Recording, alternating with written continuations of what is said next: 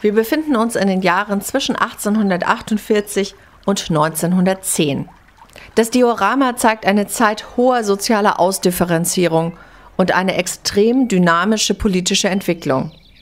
Es entsteht die bürgerliche Gesellschaft. Die alten Standesschranken werden durchlässiger, Berufsschranken fallen. Begleitet wird dies von einer rasanten Industrialisierung, die mit schweren sozialen Verwerfungen einhergeht. Das Jahr 1848 hat Symbolcharakter für ganz Europa als Jahr der Revolutionen für die Demokratie.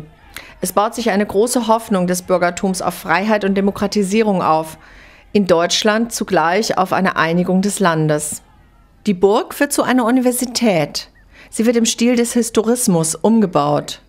Das Wichtigste für das Bürgertum zu dieser Zeit ist Bildung. Bis zum Ende des 19. Jahrhunderts dürfen zumeist nur Männer studieren. Das studentische Leben wird in den Verbindungen gepflegt. Die Hinwendung zum Mittelalter führt zu Verhaltensregeln wie Disziplin und Tapferkeit, hier symbolisiert durch das studentische Fechten, die Mensur. Zu dieser Zeit radikalisiert sich die politische Auseinandersetzung.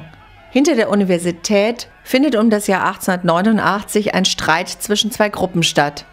Er symbolisiert die Auseinandersetzung des liberalen Bürgertums und seiner Studenten, die stark von England beeinflusst sind und die sich hier symbolisch in einem Johannes-Brahms-Verein versammelt haben. Auf der anderen Seite stehen die nationalkonservativen Kräfte um den späteren Kaiser Wilhelm II., die durch studentische Anhänger des Komponisten Richard Wagner symbolisiert sind. Im Park der Stadt findet ein Freiheitsfest nach dem Vorbild des Hambacher Festes statt. Eine Demonstration mit der Forderung nach Freiheit und Demokratie. Die Versammlung wird zusammengeprügelt von Polizei und Militär. Im Rathaus wird gewählt. Aber nur die wohlhabenden Männer, also die Steuerzahler, sind wahlberechtigt. Die Arbeiter zahlen keine Steuern und dürfen daher nicht wählen. Frauen besitzen wegen ihres Geschlechtes kein Wahlrecht. Der Brunnen wird zum Heinrich-Heine-Denkmal und damit zum Symbol für die politische Entwicklung in Richtung Freiheit und Demokratie. In Deutschland hat sich aus Sicht der Nationalkonservativen seit der Reichseinigung 1871 das gesamte Leben einheitlich zu gestalten, in diesem Falle preußisch-deutsch und evangelisch. Die Ausgrenzung Andersdenkender, Anderssprechender und Andersglaubender ist die Folge. Die Kirche beteiligt sich an diesem sogenannten Kulturkampf. Hier wollen Dänen, zu erkennen an ihrer Flagge, dem Dannebrog, in die Kirche eingelassen werden. Der Pfarrer weist sie ab. Die Schulpflicht wird eingeführt. Es entsteht eine staatliche Schule für alle. Hier darf nur Deutsch unterrichtet werden.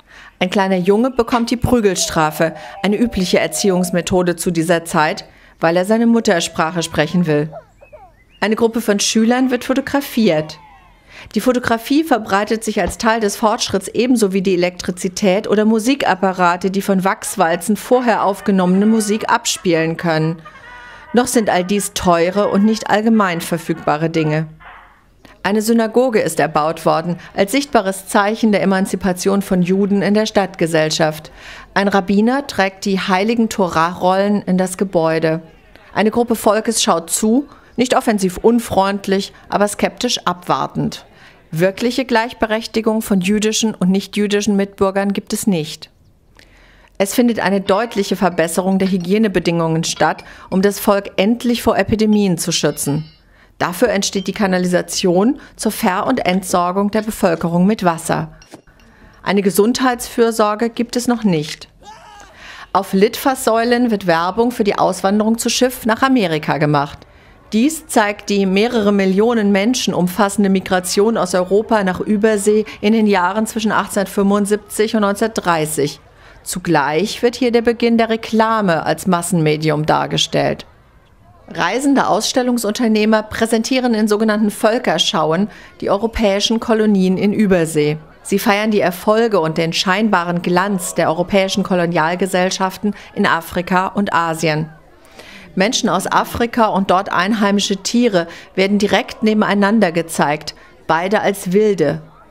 Es ist ein lebendiges Museum. Die Ausbeutung der Länder und der Menschen wird dabei verschwiegen. Die Arbeiter organisieren sich zunehmend.